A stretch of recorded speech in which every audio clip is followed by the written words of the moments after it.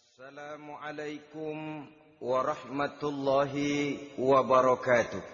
Waalaikumsalam warahmatullahi wabarakatuh. Bismillahirrahmanirrahim. Alhamdulillahi rabbil alamin. Wassalatu wassalamu ala ashrafil anbiya'i wal mursalin, Sayyidina wa maulana Muhammadin wa ala alihi wa ashabihil mujahidin at-tahirin, amma ba'du. Saudara-saudara kaum muslimin seiman dan sekeyakinan yang berbahagia, pada suatu hari seketika sedang berkumpul dengan para sahabat, Rasulullah pernah memberikan peringatan. Beliau bersabda, yushiku an tada'a alaikumul umamu kama tada'al akalatu ala qas'atiha. Pada suatu saat nanti akan datang di tengah-tengah kamu, wahai umat Islam, di mana orang-orang lain di sekeliling kamu akan bersatu mengerubungi kamu seperti bersatunya orang-orang mengerubungi makanan di atas meja hidangan. Akan datang satu saat nanti di mana kondisimu dikepung sedemikian rupa, yang barat mau menerkam, yang timur mau menghantam, yang selatan mau menginjak-injak, yang utara pun akan menjelajah. Kondisimu seperti makanan di atas meja hidangan. Sebagian sahabat merasa heran dan terkejut, lalu mereka bertanya, amin qillati nahnu yawma izin ya Rasulullah? Apakah jumlah kami pada waktu itu sedikit ya Rasul? Kami sampai dikepung sedemikian rupa? Beliau menjawab, bal antum yawma izin katsir. Sama sekali tidak. Kamu tidak sedikit pada saat itu. Bahkan jumlahmu sangat banyak. Kamu adalah mayoritas. Walakinnakum ghusa'un ka ghusa'is sail. Tetapi keadaanmu saat itu persis seperti buih di lautan. Banyak tetapi centang perenang. Banyak tetapi tidak punya daya dan kekuatan. Banyak tapi dipermainkan gelombang lautan, dihempaskan ke tepian pantai tanpa punya makna dan arti. Kondisimu pada saat itu kuantitas yang tanpa kualitas, sehingga orang lain enak saja mengepung kamu. Akidahmu didangkalkan, dibanjiri dengan peradaban dan kebudayaan yang menjauhkan dari agama. Dari segi maksiat dan munkarat seluruhnya mengepung, sampai kita melepaskan nilai-nilai Islam kita ini. Dan celakanya, sambung beliau, wal yanzi'anna fi qulubi aduwikumul mahabata minkum. Akan dicabut kehebatanmu di mata musuh-musuhmu, sehingga pada saat seperti itu orang lain memandangmu umat Islam enteng saja, remeh saja, tidak ada apa-apanya. Sudahlah, pokoknya umat Islam sikat saja. Umat Islam enteng, umat Islam kecil, umat Islam tidak ada apa-apanya. Alangkah ironinya, alangkah menyedihkannya, memilukan dan sekaligus memalukan. Umat yang mayoritas ini dipermainkan oleh yang minoritas. Umat yang jumlahnya terbesar, terbanyak, bahkan konon menurut catatan sampai 90%, tapi dipermainkan oleh mereka kelompok-kelompok kecil ini. Wal yakzifanna fi qulubikumul wahn. Pada saat itu di hatimu dicampakkanlah penyakit wahan. Sahabat kemudian bertanya, wa mal wahnu ya Rasulullah? Apakah penyakit wahan itu ya Rasul? Beliau menjawab, hubbud dunya wa karahiyatul maut. Penyakit wahan itu tidak lain hubbud dunya wa karahiyatul maut. Terlalu cinta kepada dunia dan terlalu takut kepada mati. materialistis, dan takut resiko. Dua penyakit inilah yang menyebabkan walaupun umat ini mayoritas, tapi dipermainkan oleh yang minoritas. Walaupun dia golongan terbesar, tapi nasibnya seperti makanan di atas meja makan. Dari segala macam penjuru mau menghantam dia. Saudara-saudara kaum muslimin yang berbahagia, ini merupakan analisa sosial bahwa pada satu saat nanti akan terjadi di tengah-tengah umat di mana kita dihantam dan diserbu dari segala macam penjuru. Akidah didangkalkan, peradaban dan kebudayaan dirusak, makanan dan minuman diracuni, pakaian ditelanjangi dan lain sebagainya, sampai kita melepaskan nilai Islam yang kita cintai ini. Kondisi sosial ini satu saat akan datang kepada kita. Demikian analisa dan peringatan dari Rasulullah sallallahu alaihi wasallam. Marilah sekarang kita melihat, adalah benar bahwa di zaman sekarang kita insya Allah tidak akan mengalami perang Badar sehebat yang pernah dialami oleh Rasul dan para sahabatnya.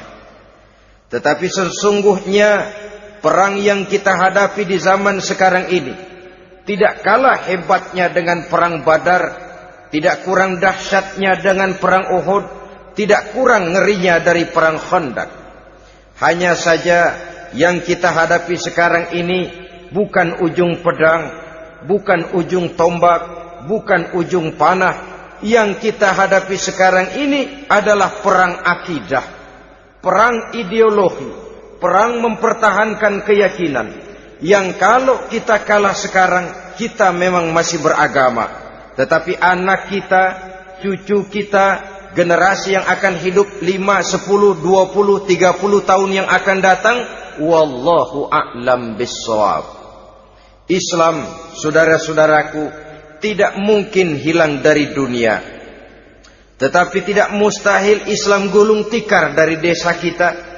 Tidak mustahil Islam gulung tikar dari kampung dan kota kita, jikalau kita tidak menjaganya, jikalau kita tidak memeliharanya, bahkan jikalau kita tidak mewariskannya kepada anak-anak kita, generasi yang akan datang.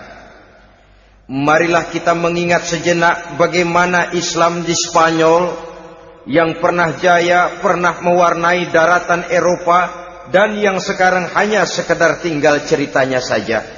Ini pernah diperingatkan oleh Rasul dalam satu hadis, sayati ala ummati zamanun la yabqal Islam illa ismun wala minal Quran illa rasmun.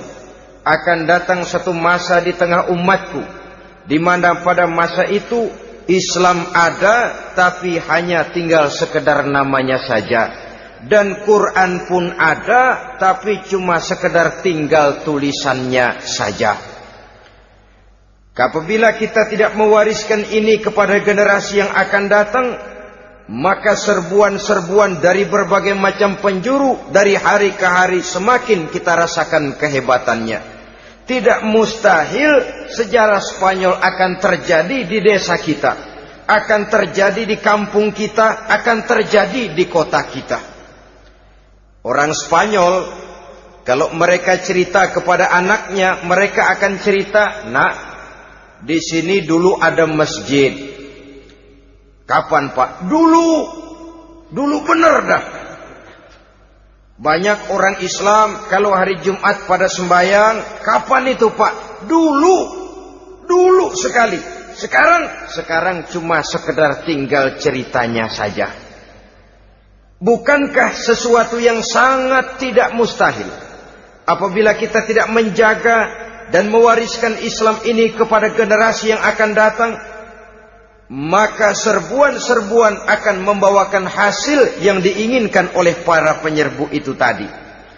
Kita sudah menjadi umat yang mayoritas, tetapi umat yang mayoritas ini menurut Rasul dikepung sedemikian rupa, akidahnya didangkalkan, peradaban dan kebudayaannya ditekan sedemikian rupa, kehidupan sosialnya dibuat individualis. Kemudian dari segi pergaulan, pakaian, makanan, minuman dan sebagainya diracuni sampai dia tidak lagi berpegang teguh kepada agamanya. Dan dikala itu hilang kehebatan umat ini di mata musuh-musuhnya. Orang lain memandang kita ringan saja, enteng saja, satu umat yang sudah kehilangan wibawa. Padahal konon kabarnya kita mayoritas, tapi enak saja dikutak-kutik orang lain. Dan dikala itu di hati kita merajalela penyakit uahan. Penyakit uahan itu apa? Pertama, hubbud dunia, terlalu cinta kepada dunia. Terlalu cinta kepada dunia yang menyebabkan kita lupa. Lupa akan tanggung jawab dan kewajiban. Lupa meneruskan dan mewariskan Islam kepada generasi yang akan datang. Kita berlomba hanya untuk mengejar dunia dan seluruh isinya. Baik dia bernama material, baik dia bernama seksual, baik dia bernama pangkat, jabatan dan kedudukan, berlomba-lomba kita di dalamnya. Sampai tercampaklah penyakit hubbud dunia di dalam hati ini. Berurat dan berakar dunia itu, sulit dan berat kita berpisah daripadanya. Akibatnya kemauan untuk berbuat demi dan atas nama agama sangat sulit terwujud di dalam kehidupan ini. Yang kedua, karahiyatul maut, terlalu takut kepada mati. Baik mati ajal, mati dalam artian yang sebenarnya, baik mati usahanya, baik mati karirnya, baik mati pangkat dan jabatannya.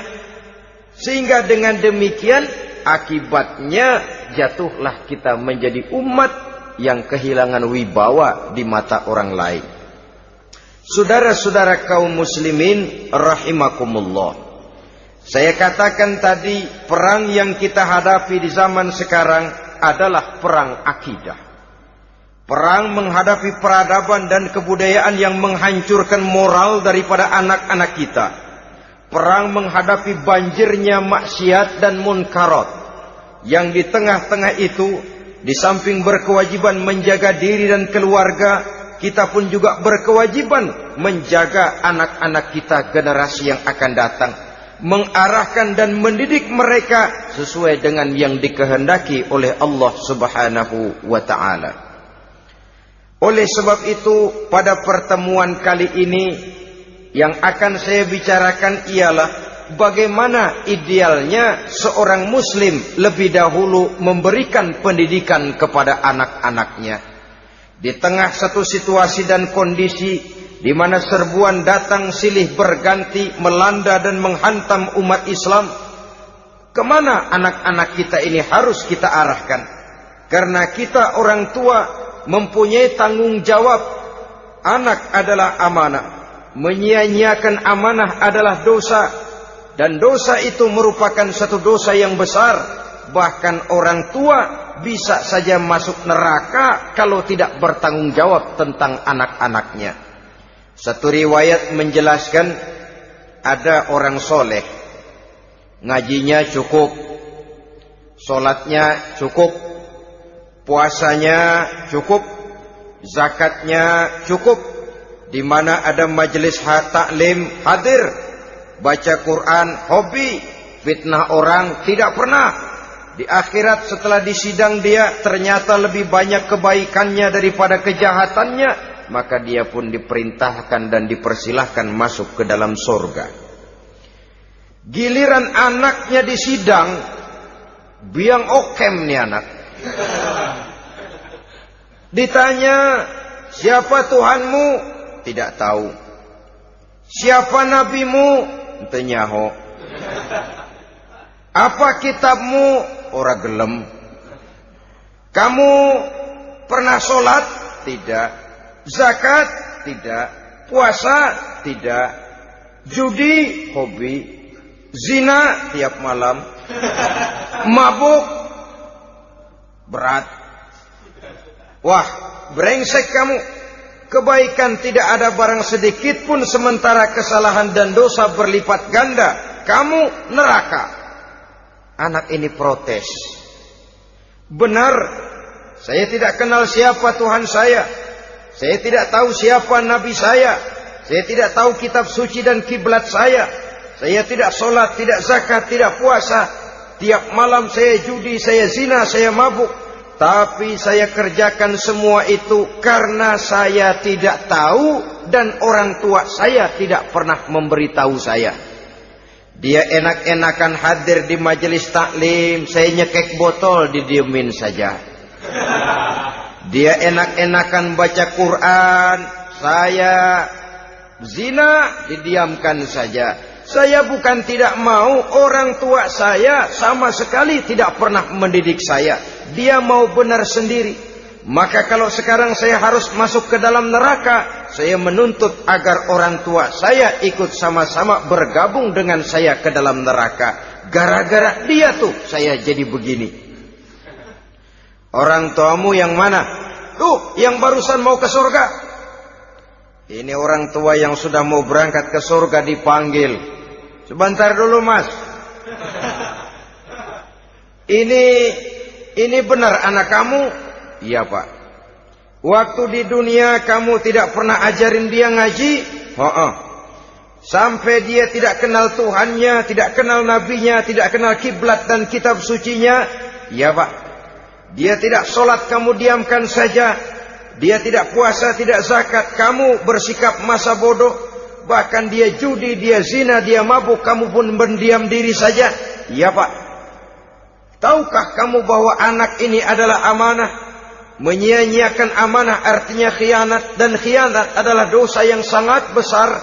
Kamu tidak bertanggung jawab, maka kamu, anakmu gabung ke dalam neraka. Saudara-saudara kaum muslimin rahimakumullah, itu sebabnya Allah pesan benar-benar, ya ayyuhalladzina amanu qu anfusakum wa ahlikum nara. Hai orang-orang yang beriman, jaga dirimu dan keluargamu, istri, anak, orang-orang yang menjadi tanggung jawab dan kewajiban kita, jaga dan pelihara mereka dari api neraka. Saudara-saudara kaum muslimin, lalu kalau kita orang-orang tua yang hidup di zaman sekarang ini sudah sering beristighfar, mengurut dada, melihat situasi, membaca peta keadaan, konon tantangan yang akan dihadapi oleh anak-anak kita 15, 20, 25 tahun yang akan datang jauh lebih berat dari apa yang kita hadapi sekarang ini. Maka adalah wajar jika kita sebagai orang tua yang cinta kepada agama, cinta kepada anak-anak kita, berpikir untuk mewariskan nilai-nilai yang luhur ini kepada anak-anak kita generasi yang akan datang. Bagaimana pada mulanya kita harus mendidik mereka? Mari kita telusuri apa yang dicontohkan oleh Al-Quranul Karim. Orang-orang tua bijaksana yang diceritakan dalam Al-Quran, kalau sudah berpikir tentang anak-anaknya generasi yang akan datang, pendidikan pertama yang diberikan kepada anaknya ternyata adalah persoalan akidah. Nabi Ibrahim, pertanyaan yang paling merisaukan beliau buat anak cucunya ialah, ma ta'buduna min ba'di. Saudara bisa lihat surah Al-Baqarah ayat 133. Anak-anakku, kalau pada satu saat nanti aku, ayahmu ini sudah tidak ada lagi, meninggalkan kamu semua, meninggalkan kehidupan dunia ini, ma ta'buduna min ba'di, apa yang akan kamu sembah nak kalau ayah sudah tidak ada lagi? Jikalau ayahmu sekarang masih rajin ke masjid, melakukan rukuk dan sujud, i'tikaf dan membaca Quran, kalau satu saat ayahmu meninggalkan dunia ini, masihkah engkau mau ke dalam masjid? Masihkah engkau rukuk dan sujud? Masihkah engkau i'tikaf? Ma ta'buduna min ba'di, apa yang akan kamu sembah kalau aku ayahmu tidak ada lagi nak? Ditanamkan bukan hanya keyakinan bertauhid, sekaligus juga menyembah kepada Allah yang kita yakinkan dengan tauhid itu tadi. Bukankah berbeda dengan kita kebanyakan orang tua sekarang? Kita tidak pernah berpikir ma ta'buduna min ba'di. Kalau bapak tidak ada, kamu nyembah apa nak? Kita orang tua sekarang pagi-pagi malah berpikir ma ta'kuluna min ba'di. Kalau bapak enggak ada, kamu nanti makan apa nak? Bukan nyembah apa yang kita pertanyakan, bukan nyembah apa yang kita khawatirkan, makan apa nak? Maka yang dicari lalu sekolah-sekolah yang bonafit, yang tidak peduli apakah itu merusak imannya, mematikan akidahnya, menghancurkan keyakinannya. Yang penting ada jaminan hari depan bisa dapat lapangan kerja. Akibatnya berduyun-duyun orang-orang tua muslim menyekolahkan anaknya di sekolah-sekolah yang bukan Islam, yang nyata-nyata membahayakan akidahnya, dididik dengan kultur dan budaya yang bertentangan dengan nilai-nilai agamanya. Bukankah ini berarti merelakan anak untuk dikafirkan? Bukankah ini artinya menyerahkan anak untuk ditulis menurut selera para pendidik yang tidak sesuai dengan nilai akidah yang dimilikinya? Mengapa kita tidak berpikir seperti Nabi Ibrahim, yang sebelum memberikan pendidikan kecerdasan, sebelum pendidikan matematika, IPS, PSPB dan disiplin ilmu lainnya, yang pertama ditanamkan ma ta'buduna min ba'di. Kalau ayahmu tidak ada, kamu menyembah apa nak? Menyembah Allah apa nanti malah menyembah harta? Menyembah Allah apa nanti malah mendewa-dewakan pangkat dan jabatan? Menyembah Allah apa malah nanti menyembah alam? Itu yang dikhawatirkan Nabi Ibrahim kepada generasi yang akan datang. Dan itu saudara-saudara yang seharusnya mengkhawatirkan kita kepada anak-anak kita, generasi yang akan datang. Lihatlah serbuan akidah di zaman sekarang ini. Dimanfaatkan kemiskinan kita umat Islam. Diberikan kita tawaran berupa beras, pakaian, obat-obatan, kalau perlu beasiswa, asal bisa melepaskan keislaman kita ini. Bertahap, sedikit demi sedikit, step by step, shibran bi shibrin wa zira'an bi zira'in. Dan harus saya ingatkan, orang di zaman sekarang tidak mungkin menghantam Islam secara frontal. Tidak mungkin menghantam Islam terang-terangan, apalagi mengerahkan satuan militer. Tidak. Orang berhitung bagaimanapun kondisi dan kualitasnya umat Islam, mereka masih punya satu modal penting, fanatisme agama.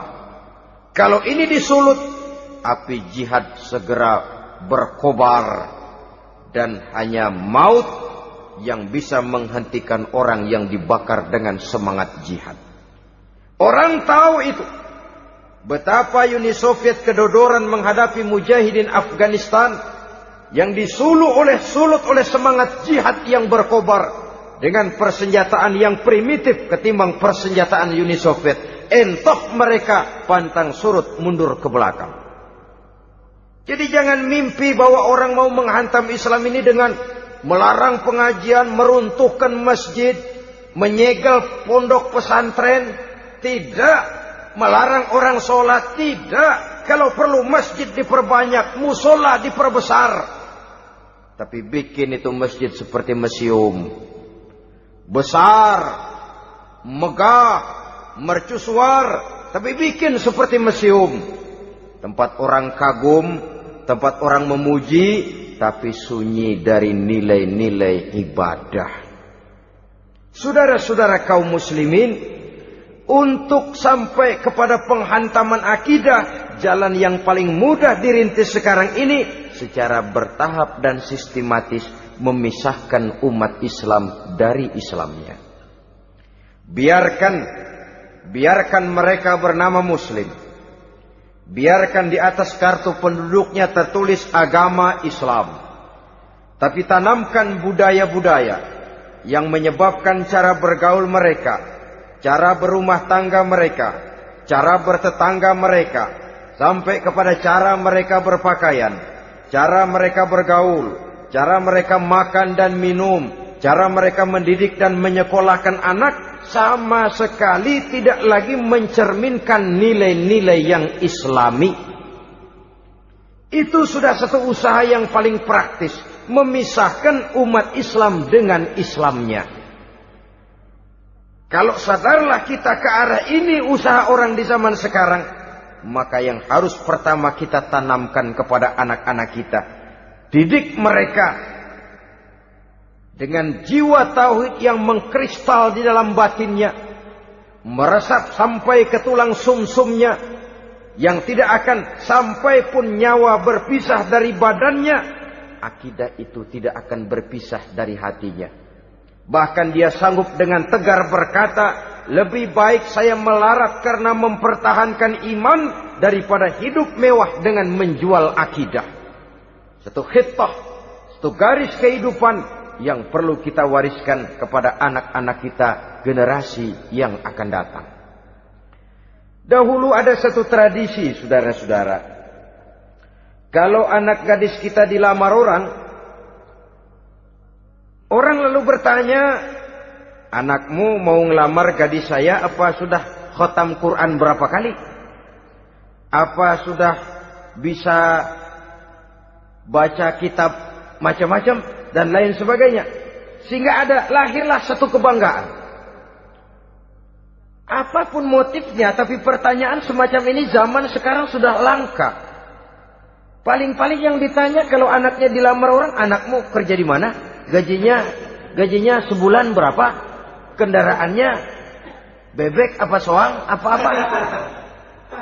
Itu yang kita pertanyakan, berkisar di seputar materi, kerja, job, status sosial, dan lain sebagainya. Perkara bisa baca Quran atau tidak, nomor 18. Perkara sembahyangnya rajin apa tidak, nomor 36. Saudara hadirin, akibatnya terjadi pergeseran nilai.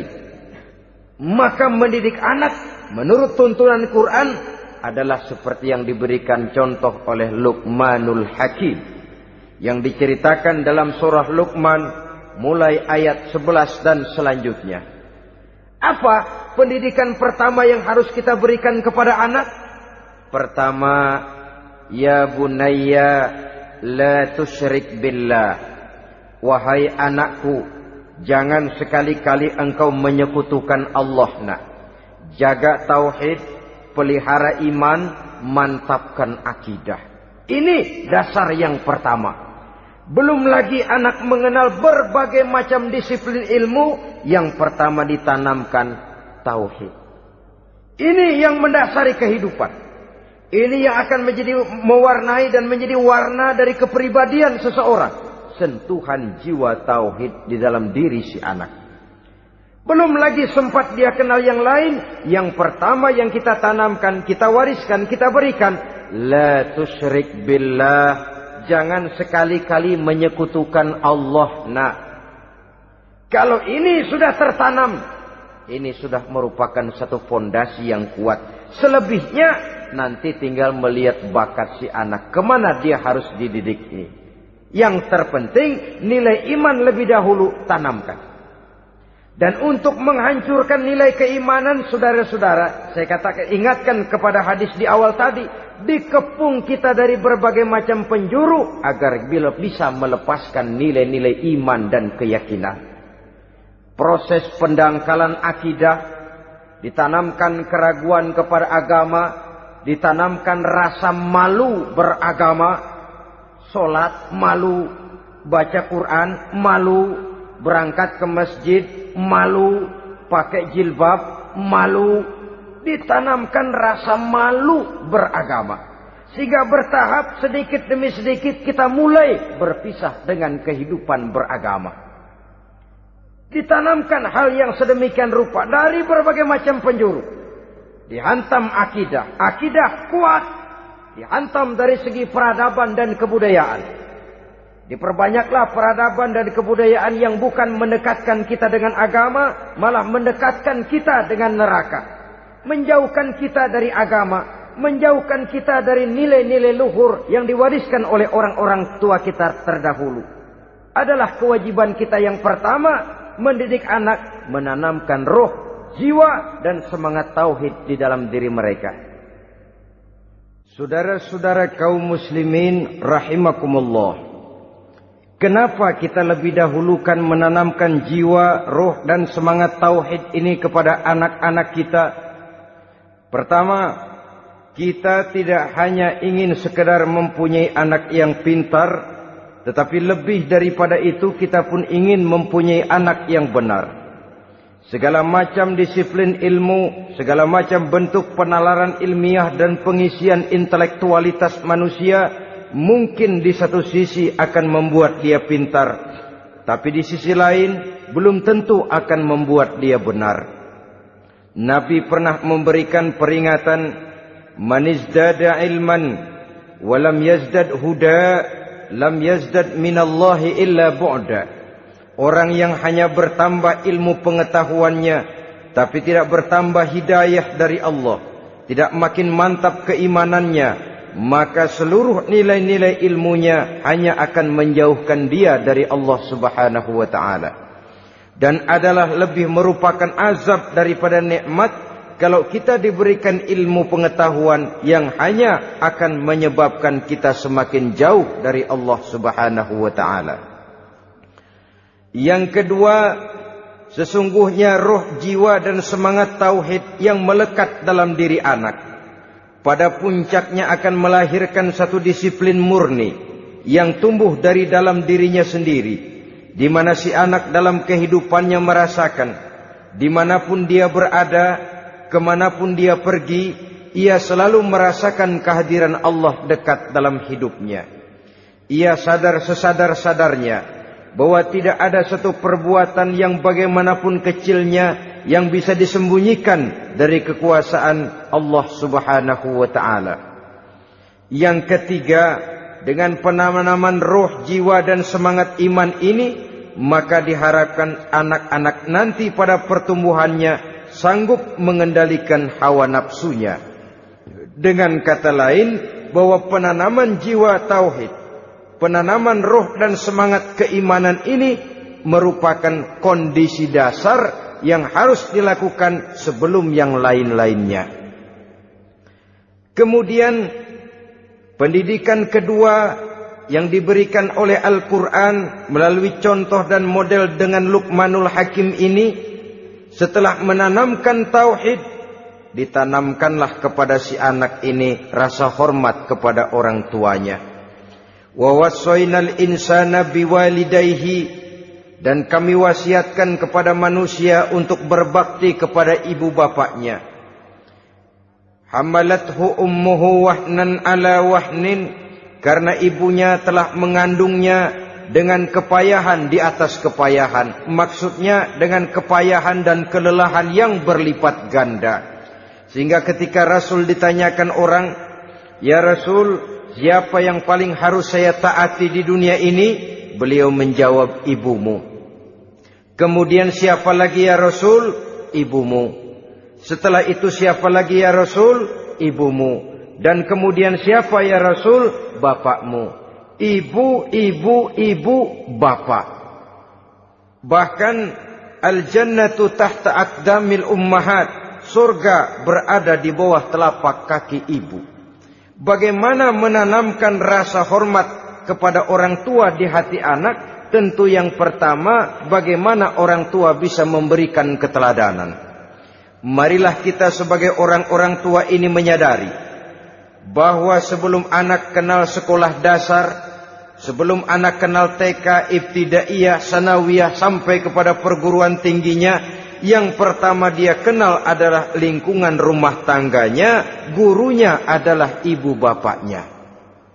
Di sini berlakulah apa yang dinamakan keteladanan. Keteladanan jauh lebih berhasil daripada sekedar teori-teori yang muluk. Keteladanan jauh lebih berhasil daripada berbagai macam indoktrinasi dan penataran. Kurangnya keteladanan akan menyebabkan anak mencari pola. Apabila kita orang tua ini tidak bisa memberikan keteladanan yang baik kepada anak-anak kita, maka pada suatu saat anak-anak akan menganggap enteng dan kehilangan wibawa kita sebagai orang tua di mata mereka. Dikala itu akan sangat sulit kita membentuk kepribadian mereka. Bukankah di zaman sekarang ini kita banyak mengalami krisis wibawa, krisis figur? Ada yang karena rapotnya merah melulu, gurunya dikeroyokin. Pak guru pulang sekolah dicegat. Bahkan nyaris ada orang tua pernah dibunuh oleh anaknya sendiri. Dan lain sebagainya, kasus-kasus yang sebenarnya tidak perlu terjadi. Karena memang bukan saja bertentangan dengan nilai budaya kita sebagai bangsa, tapi juga bertentangan dengan ajaran agama kita sendiri. Krisis wibawa, krisis figur, yang juga akibatnya harus kita sadari banyak faktor yang membentuk kepribadian anak. Pergaulannya, yang dibacanya, yang ditontonnya, yang disaksikannya di dalam kehidupan. Benar kita menyekolahkan mereka, tapi berapa jam mereka di sekolah? 6 jam, 7 jam paling lama. Sedangkan mereka hidup 1 hari 1 malam 24 jam. Kalau cuma 7 jam di sekolah, ini berarti lebih banyak dia di luar sekolah. Dan di luar sekolah itu artinya ya rumah tangganya, ya temannya, ya lingkungan di mana dia tinggal, yang seluruhnya sangat besar pengaruhnya dalam ikut membentuk kepribadian anak-anak kita. Saya katakan tadi, di samping kita menghadapi perang akidah, kita pun berhadapan di dalam perang menghadapi peradaban dan kebudayaan yang bukan saja menjauhkan kita dari agama, tetapi sanggup menghancurkan moral daripada anak-anak kita. Secara pribadi, saudara-saudara, saya iri, saya kagum misalnya dengan kemajuan yang diperoleh oleh negara tetangga kita, Jepang misalnya. Padahal tahun 45 ia pun hancur lebur oleh meledaknya atom di Hiroshima dan Nagasaki. Tapi bagai satu tenaga raksasa kemudian Jepang bangkit menjadi satu negara superpower di Asia. Bahkan gurunya saja Amerika sekarang ini kewalahan menghadapi perang dagang dengan Jepang ini. Dan yang menarik, Jepang bisa maju dan modern dengan tetap menjadi Jepang, tanpa harus kehilangan identitasnya sebagai satu bangsa, tanpa harus kehilangan kepribadiannya sebagai satu bangsa. Sebagai negara yang sedang berkembang, kita sering latah. Kita ingin meniru Barat, tapi bukan teknologinya, westernisasinya yang kita tiru. Bukan isinya, kulitnya yang kita ambil. Akibatnya apa? Modernnya belum, orangnya sudah Barat. Bergaulnya sudah cara Barat, berumah tangganya sudah cara Barat, berpakaiannya sudah cara Barat, mendidik anaknya sudah cara Barat. Di mana ketemu orang tua cukup hello daddy. Kulitnya kita ambil, sementara isinya kita campakkan. Ironi dan menyedihkan. Padahal kita sesungguhnya bisa maju dan modern, bisa mengejar segala ketinggalan dan keterbelakangan kita, dengan tetap menjaga nilai-nilai luhur budaya kita sebagai satu bangsa, mengambil isinya, dan kalau memang tidak perlu, lalu mencampakkan kulitnya. Pengaruh peradaban dan kebudayaan yang menghancurkan moral daripada anak-anak kita oleh pesatnya arus teknologi, oleh pesatnya arus komunikasi, di mana hal-hal yang terjadi di belahan dunia lain dapat kita saksikan hari ini juga melalui layar televisi, yang terjadi di Amerika, di Eropa, di Afrika, di ujung dunia yang paling ujung sekalipun. Di ujung dunia yang paling ujung, hari ini kejadian, hari ini sudah bisa kita saksikan. Pesatnya arus komunikasi, kalau jatuh ke tangan anak-anak kita yang belum mempunyai filter, daya saring positif, akan dicerna oleh mereka tanpa memilah dan memilih. Akibatnya orang kampung bilang kelolodan. Makan nggak dikunyah lagi, tentu saja akhirnya kelolodan. Dan kalau sudah kelolodan, menyusahkan kita seluruhnya. Oleh karena itu budaya menghormati orang tua perlu dijaga, perlu dipelihara dan diwariskan kepada anak-anak kita.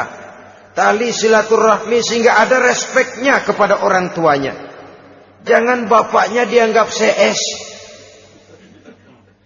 ibunya dianggap CS, kakeknya dianggap CS. Hilang rasa respek, hilang rasa menghormati. Sementara orang tua sendiri tidak bisa memberikan keteladanan, kurang mendapat perhatian dan lain sebagainya. Apalagi kalau baik ibu maupun bapak adalah orang-orang karier yang setiap hari sibuk menghadapi tugas masing-masing. Bapak sibuk rapat, pindah kantor sana kantor sini, ibu sibuk arisan, besarlah anak-anak di tangan pembantu dan lain sebagainya, sehingga dia merasa kurang mendapat perhatian, dan ini akan ikut membentuk warna dari kepribadian yang dimilikinya. Sampai kepada pelosok-pelosok desa, jaringan televisi memang menguntungkan. Tapi kalau sudah sampai kepada menayangkan budaya-budaya yang tidak sesuai dengan pola di mana mereka tinggal, pola lingkungannya, dan ingin mereka terapkan dalam kehidupan, ironi dan menyedihkan. Maka sering dikatakan, jikalau ABRI masuk desa, rakyat beruntung. Jikalau listrik masuk desa, rumah jadi terang. Jikalau koran masuk desa, rakyat jadi cerdas. Jikalau hakim masuk desa, rakyat lalu sadar hukum. Tapi jikalau maksiat dan munkarat masuk desa, minuman keras masuk desa, judi masuk desa, pelacuran masuk desa, rakyat tentu kiamat. Dan kita harus punya budaya untuk memilah dan memilih, mempunyai filter untuk jadi daya saring positif. Oleh karena itu saudara-saudara, tahap kedua setelah menanamkan jiwa tauhid kepada anak, tanamkan rasa hormat kepada orang tuanya. Orang tua itu ibu bapaknya, orang tua itu guru-gurunya yang mengajarkan dia, atau yang dianggap tua yang lebih senior dari dia. Karena tidak ada satu peradaban yang berdiri sendiri. Bagaimanapun maju dan modernnya kita sekarang, tentu merupakan mata rantai yang berkaitan dari generasi terdahulu. Ini yang kedua. Setelah tauhid, berbakti kepada ibu dan bapak. Tidak ada satu kebahagiaan yang bisa ditegakkan di dunia ini tanpa doa, tanpa restu daripada ibu dan bapak. Ini keramat hidup. Doanya dikabul Allah dan kutuknya juga dikabul oleh Allah Subhanahu wa ta'ala. Jadi mendidik anak setelah menanamkan jiwa tauhid, menanamkan rasa hormat dan taat berbakti kepada ibu bapaknya. Itu yang kedua. Kemudian yang ketiga, melalui model Luqman, Quran mendorong kita untuk mendidik anak menanamkan etika otonom. Apa itu? Ya bunayya innaha in takum mithqala habbatin min khardalin fatakun fi sakhratin aw fis samawati aw fil ardi ya'ti biha Allah. Wahai anakku, sesungguhnya kalau ada satu kebaikan yang kamu kerjakan, kecil, tidak nampak oleh pandangan mata yang zahir, yang kecil itu tersembunyi di puncak langit, di dasar bumi yang paling dalam, atau di tengah batu hitam sekalipun, Allah pasti mengetahuinya dan pasti akan memberikan balasan yang seadil-adilnya. Pendidikan apa ini? Pendidikan moral, menanamkan etika otonom. Nah, kau berbuat baik jangan karena dilihat orang. Kau tidak mau melakukan kejahatan jangan cuma karena ada polisi. Kalau ada polisi kau tidak mau jahat, kucing juga begitu. Coba lihat kucing, taruh ikan asin di piring kaleng, tongkrongin. Aduh, kucing kalem, sopan, tenang. Sedikit kita lengah, habis ikan digarap. Tapi ditanamkan satu kesadaran, kemanapun kau pergi nak, apapun yang kau kerjakan, tersembunyi di tengah batu, di dasar bumi, di puncak langit, Allah pasti tahu. Dalam bahasa yang ringan, nak, Kita ini diawasi oleh 2 hiperkomputer yang maha sensitif. Produksi langit, mereknya Rokib dan Atid. Itu komputer yang sangat peka dan sensitif. Jangankan kita berbuat, kita berniat baik saja, komputer sudah nyatat sendiri. Inilah yang orang sekarang namakan waskat, pengawasan malaikat. Kalau hidup sudah merasa diawasi oleh malaikat, waskat berhasil. Tapi kalau waskat sudah diawasi malah nekat, itu yang gagal. Atau yang diawasi dan yang mengawasi sama-sama sepakat, itu juga bisa cincai. Saudara-saudara kaum muslimin rahimakumullah. Waskat dalam pengertian kita muslim, bagaimana hidup ini merasakan diawasi oleh malaikat.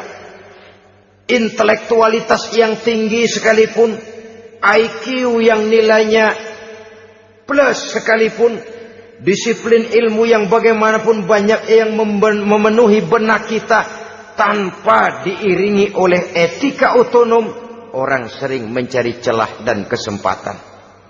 Mencari celah dan kesempatan. Tapi kalau sudah merasa, kemanapun saya pergi, dimanapun saya berada, kebaikan bagaimanapun sekecilnya saya lakukan, toh Allah pasti akan memberikan balasan. In khairan fa khairun, wa in syarran fa syarrun. Jikalau baik, baik balasan yang kita terima. Jikalau jahat, jahat kejahatan yang kita terima. Kalau sudah ke arah ini kita berpikir, maka sesungguhnya kalau kita berbuat baik kepada orang lain, hakikatnya kita sudah berbuat baik kepada diri kita sendiri.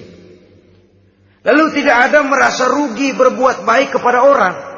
Karena manakala dia melakukan kebaikan kepada orang lain, artinya dia sudah berbuat baik untuk dirinya sendiri.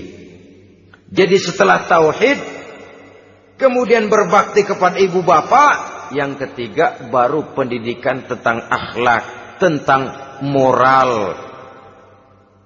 Pola ini yang sering terlupakan oleh kita, bahwa bagi kita itu pendidikan tidak lain upaya mencerdaskan otak anak.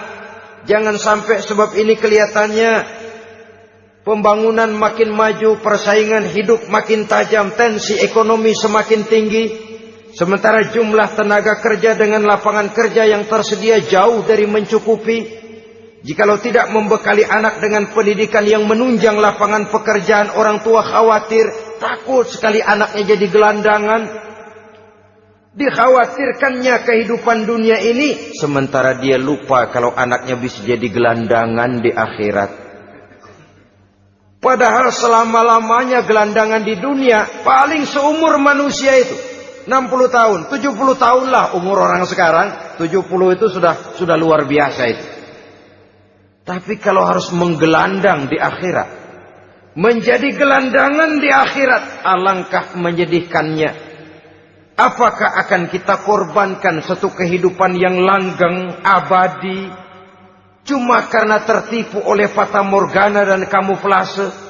Kita korbankan yang sedikit, kita korbankan yang besar karena kita memilih yang sedikit. Dalam bahasa Al-Quran memang pernah diceritakan hidup ini hakikatnya perlombaan, saudara-saudara. Perlombaan. Dan di dalam perlombaan itu ada yang menang, ada yang kalah. Al-Quran lalu memberikan peringatan. Alhaakumut takatsur.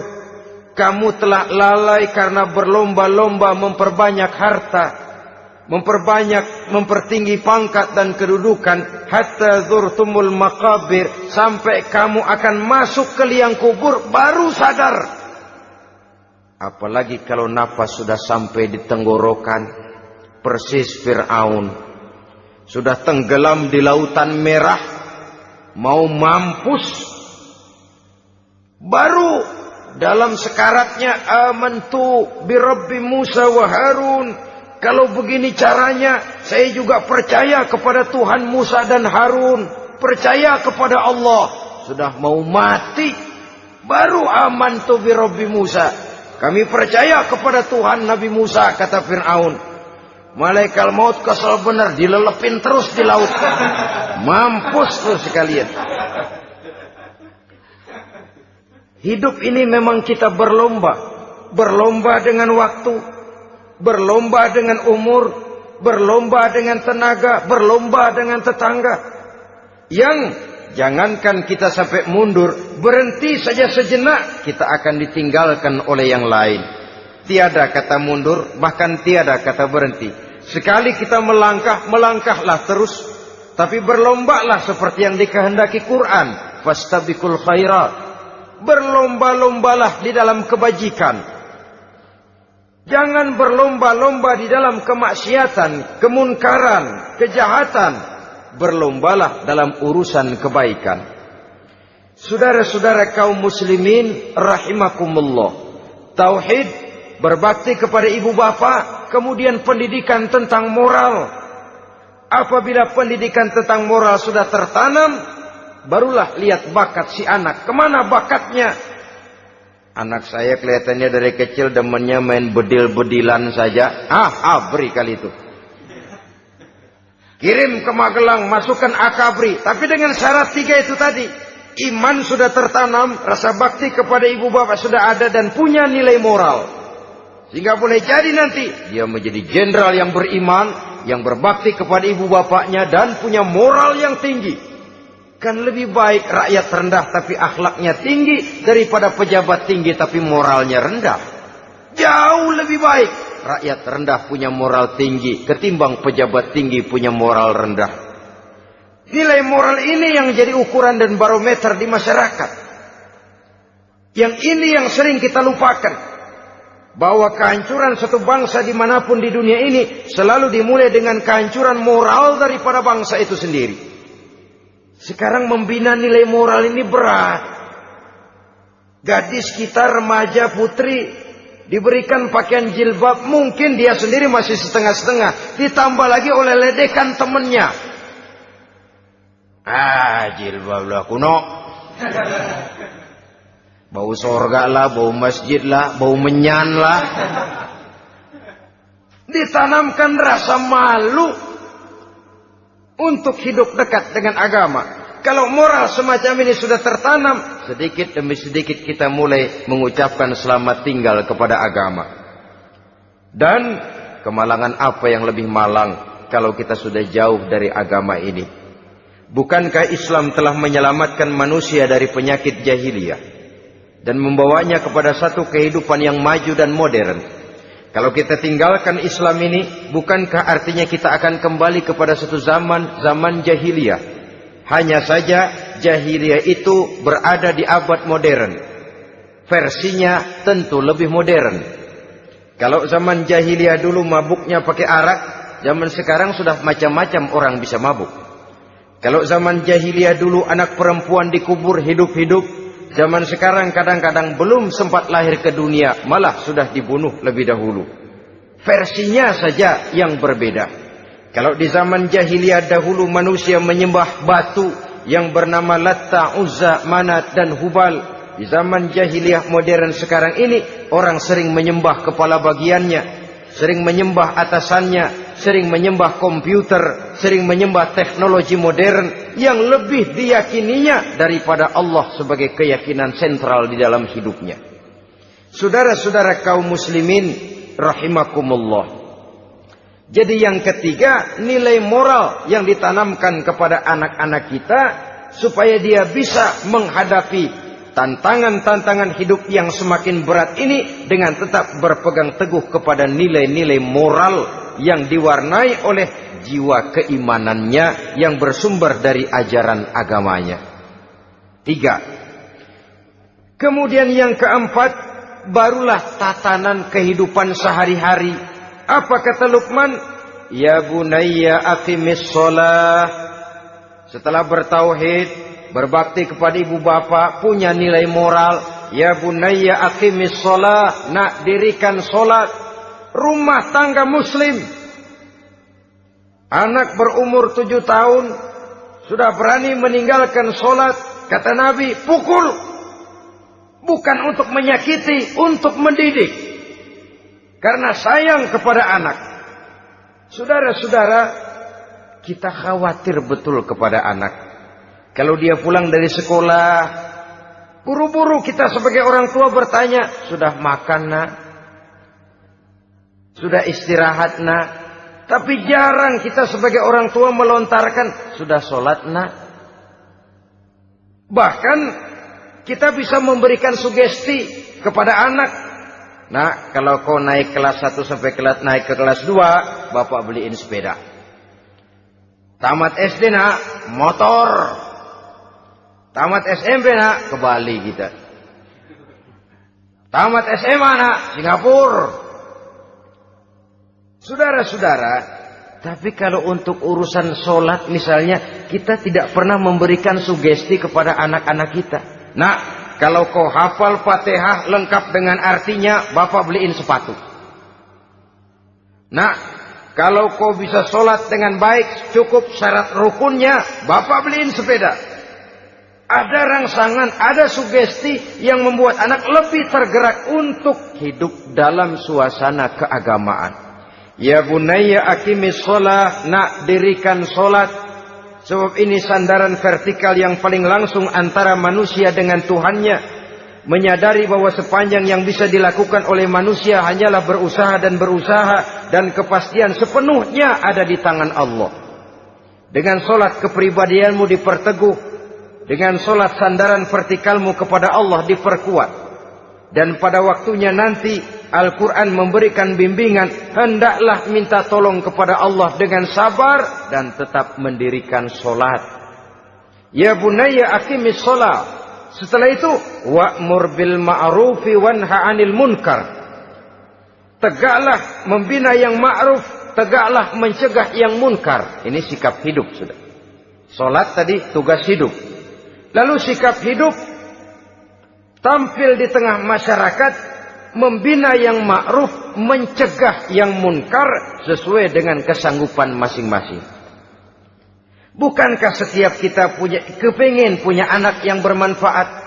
Setidaknya bagi keluarganya, syukur kalau bisa bagi lingkungannya, bagi masyarakat, bangsa dan negaranya.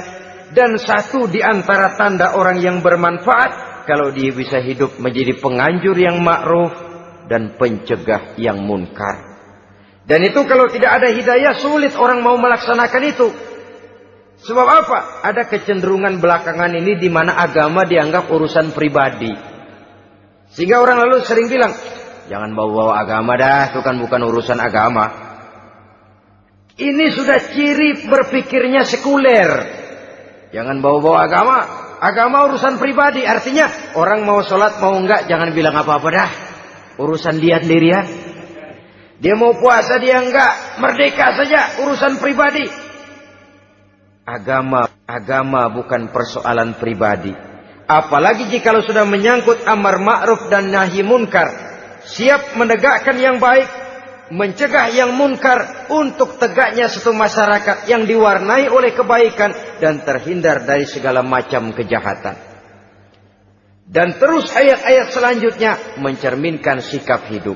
Namun yang intinya cara mendidik anak yang baik yang dicontohkan oleh Al-Quran dengan Luqmanul Hakim sebagai model. Pertama, tanamkan tauhid. Yang kedua, tanamkan rasa hormat dan berbakti kepada ibu bapaknya. Yang ketiga, tanamkan moral, nilai akhlak yang tinggi. Setelah itu yang keempat, biasakan hidup dalam suasana keagamaan. Kontrollah sholatnya, kontrollah baca Qur'annya, kontrollah puasanya di bulan Ramadan. Ajaklah anak-anak sholat berjamaah, sehingga dengan demikian dia terbiasa oleh satu suasana yang mendekatkan dia dengan nilai agamanya. Dari sana diharapkan nilai-nilai ilmu yang didapatnya dari bangku sekolah akan menciptakan keseimbangan dengan yang ditanamkan oleh orang tuanya dalam bentuk yang dijelaskan oleh surah Luqman itu tadi. Sehingga apabila keseimbangan ini terwujud, akan menjalin keseimbangan dalam pola berpikir, dan keseimbangan dalam pola berpikir akan melahirkan keseimbangan dalam perbuatannya. Terwujudlah kita harapkan insan yang fid dunya hasanah wa fil akhirati hasanah. Inilah harapan kita semua. Mudah-mudahan Allah memberikan kekuatan kepada kita untuk mewariskan nilai-nilai yang baik kepada generasi yang akan datang. Sehingga esok harus lebih baik daripada hari ini, dan lusa harus lebih baik daripada hari esok.